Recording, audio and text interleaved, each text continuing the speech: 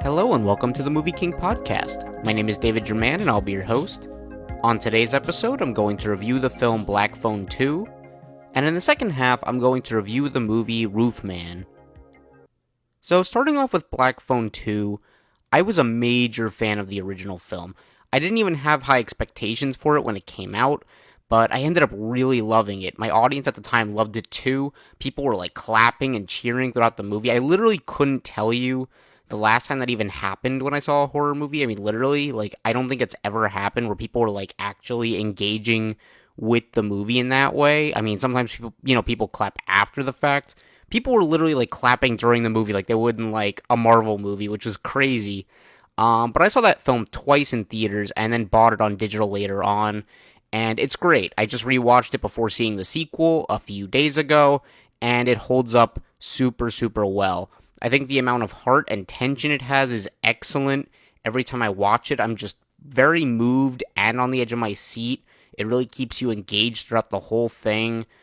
Ethan Hawke is scary in it, and I love both Mason Thames and Madeline McGraw in it. They both do an excellent job.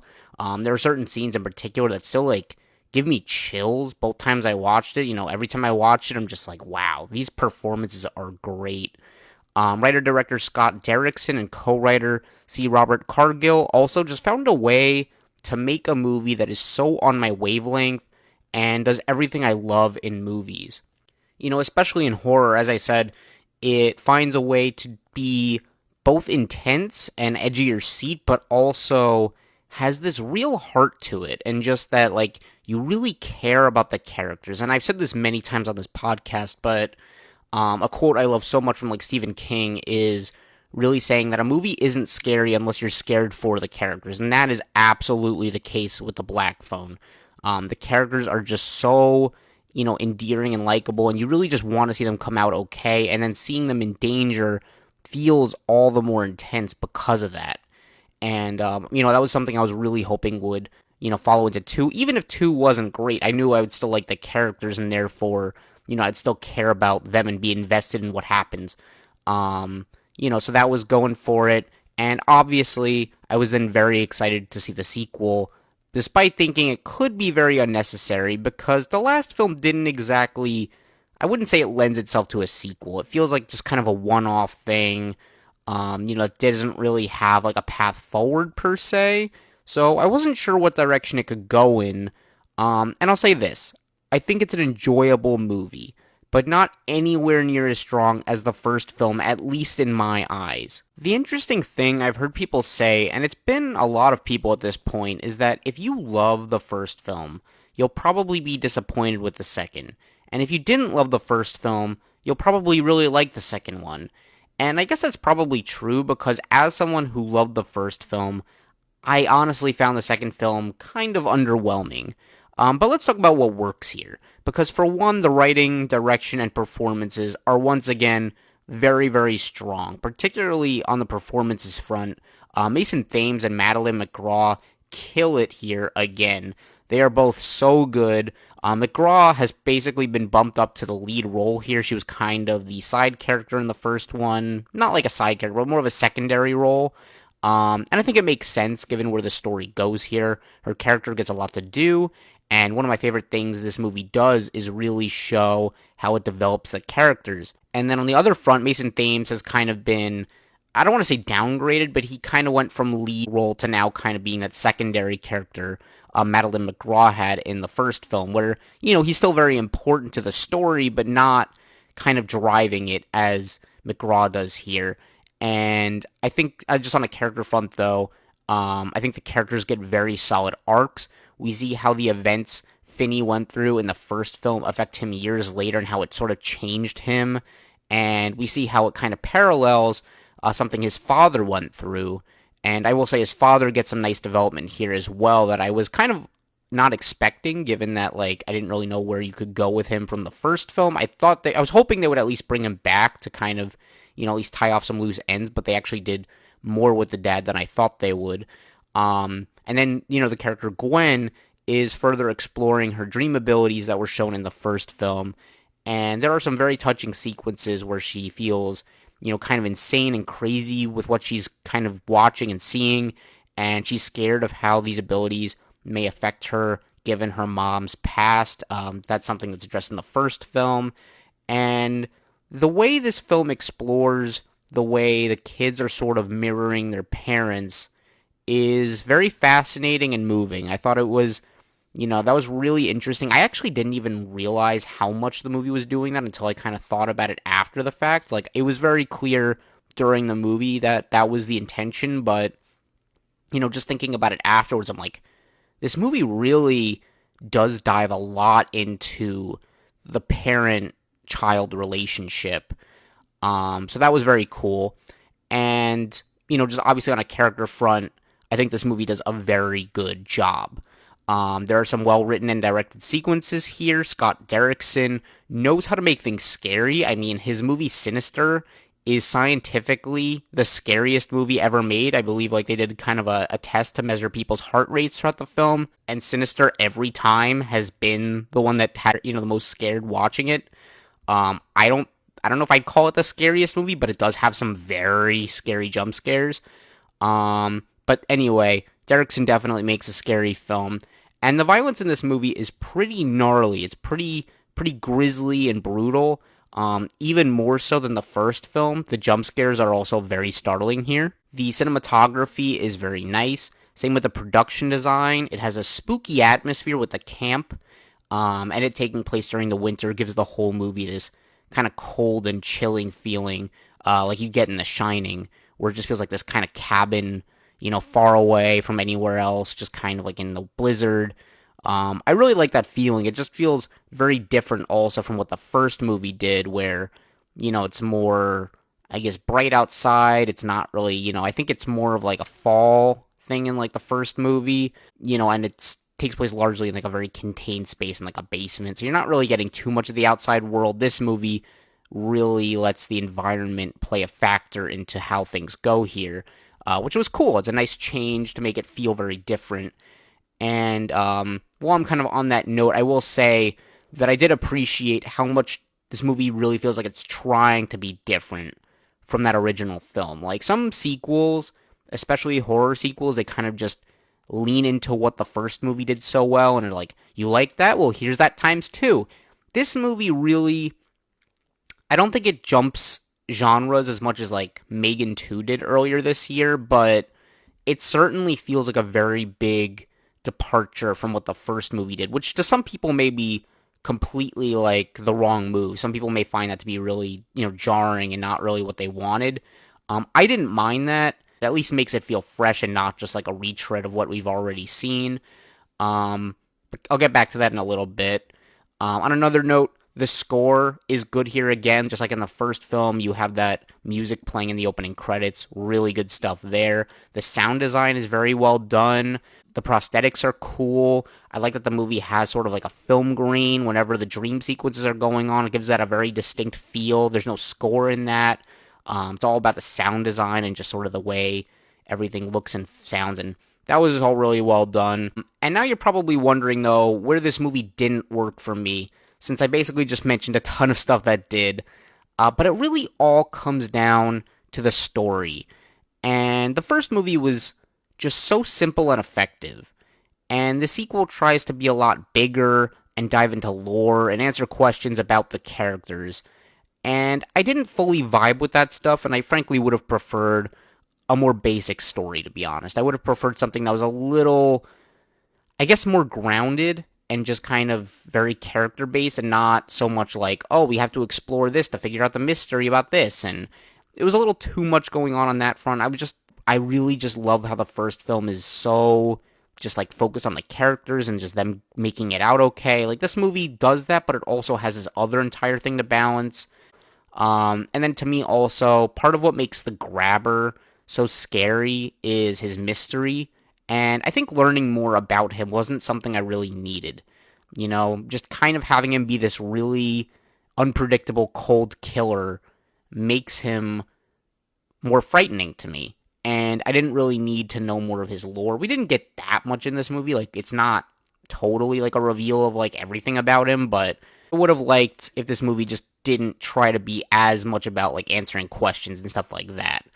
And making the grabber kind of like Freddy Krueger in this movie is a choice I'm still not entirely sure how to feel about. I just don't get why that's the direction they went in, and the rules that kind of came along with it were a little confusing at times.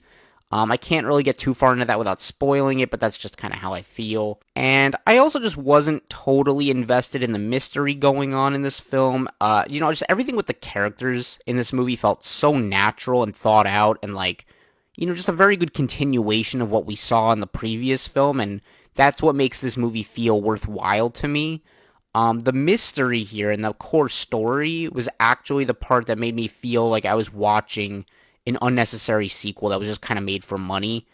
And I didn't really vibe with that part of it.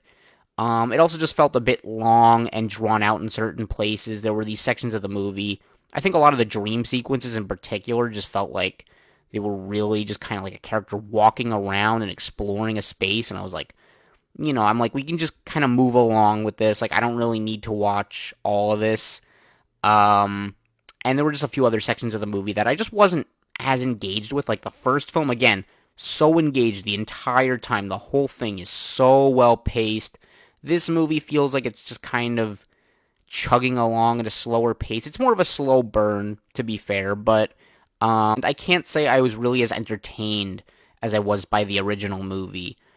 So even though I did enjoy watching the film, and I think it's still better than the vast majority of horror sequels out there, I couldn't help but feel like it could have been a lot better, and just, I kind of wish the movie did something a little more in the vein of the first movie. Not saying it had to do a retread of that, not saying it should have done, the same story again with a different person or anything like that, but I think just kind of being less about the lore and just keeping things a little more simple would have been better. Maybe you could have kept some similar ideas and just kind of put them in a little bit of a direction. I don't know.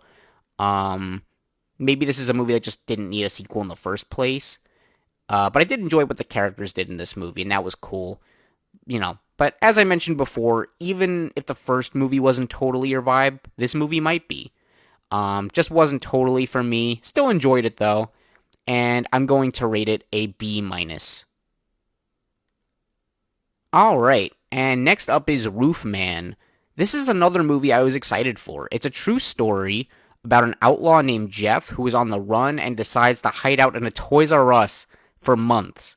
It's a pretty wild story, and even just watching it, I was in disbelief about how this was even like a true thing that actually happened.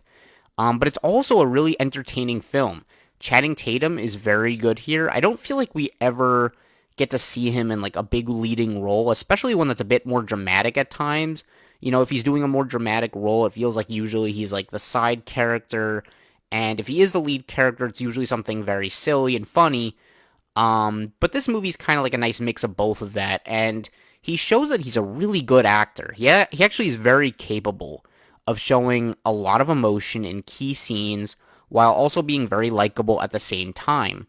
And I think the film does a really nice job of making you sympathetic for Jeff as a character, despite being someone who has robbed many places and taken a lot of money and, done a lot of bad things in his life. But the script is very well written. It has a nice amount of comedy, drama, and in general just finds a way to make this story about as interesting as you could possibly make it.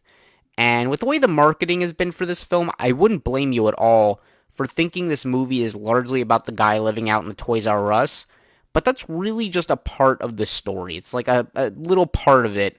Overall, though, it's about much more. And kind of looking back on this movie, it could have easily chosen to be a more silly and ridiculous comedy, just with a little drama sprinkled in there.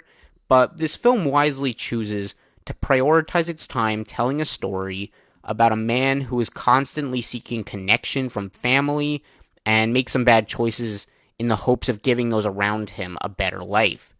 And so it really ends up being this drama with some comedy kind of sprinkled in there instead, instead of the reverse of that.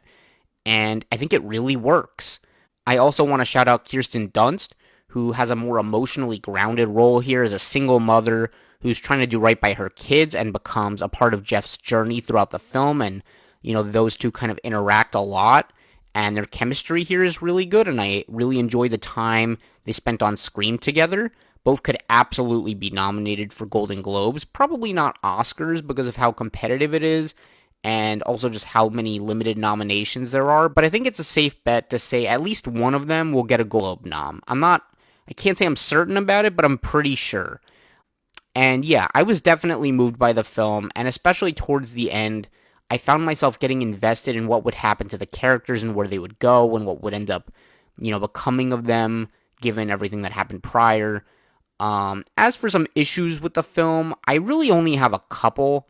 One is that it definitely feels longer than it is. I think unlike the Black Phone 2, the time is a bit more engaging. Like, I wasn't ever wishing the movie would hurry up and move along, but I could feel that it was getting kind of long, even though it's only around 2 hours. You know what I mean? Like, sometimes a movie isn't really, like, paced poorly, and, you're still enjoying watching it, but you could still feel that the time isn't moving as quickly as it probably could. Maybe, they could have trimmed a few minutes in the middle when things were getting a little repetitive. Like, maybe there was a point where you could have just cut, like, 30 seconds here or there, and it might have worked wonders for the pacing and just kind of made things feel a little bit more snappy. I also would have liked just another scene or two with Jeff's daughter in the latter half of the film. I'm not even sure if I needed to see them, like, together necessarily, but just at least mentioning her again or acknowledging her a little more would have been good. I felt like the movie just kind of forgot about her for a little while, and I get why that choice was made, since we spend a lot more time with other characters, particularly Kirsten Dunst and her kids.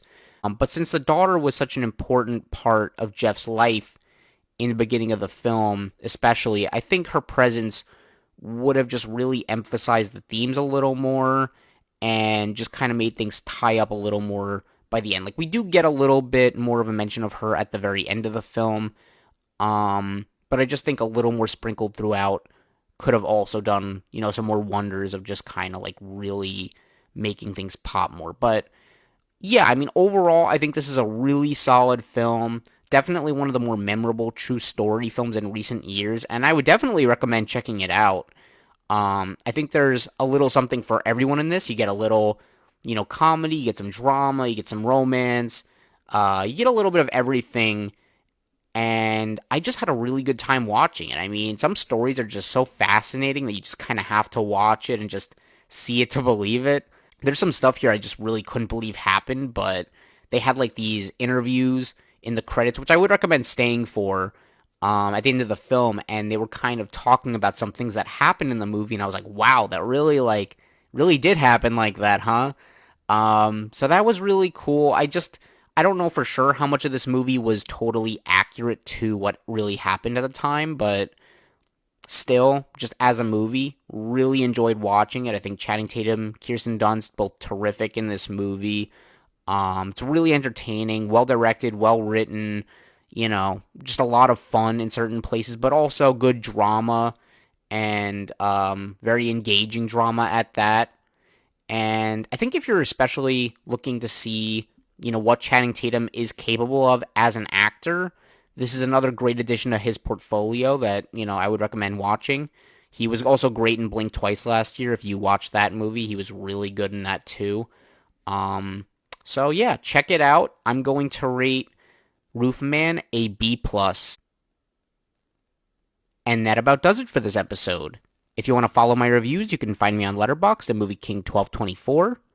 You can also listen to this podcast on your favorite apps such as Spotify, YouTube, Apple Podcasts, and Amazon Music. If you have any comments or feedback, I would love to hear it and improve the show. And of course, if you've enjoyed this episode, please consider liking, subscribing, and hitting the notification bell to hear more like it. I appreciate you all so much for listening, and I'll talk to you next time. Thank you. Bye-bye.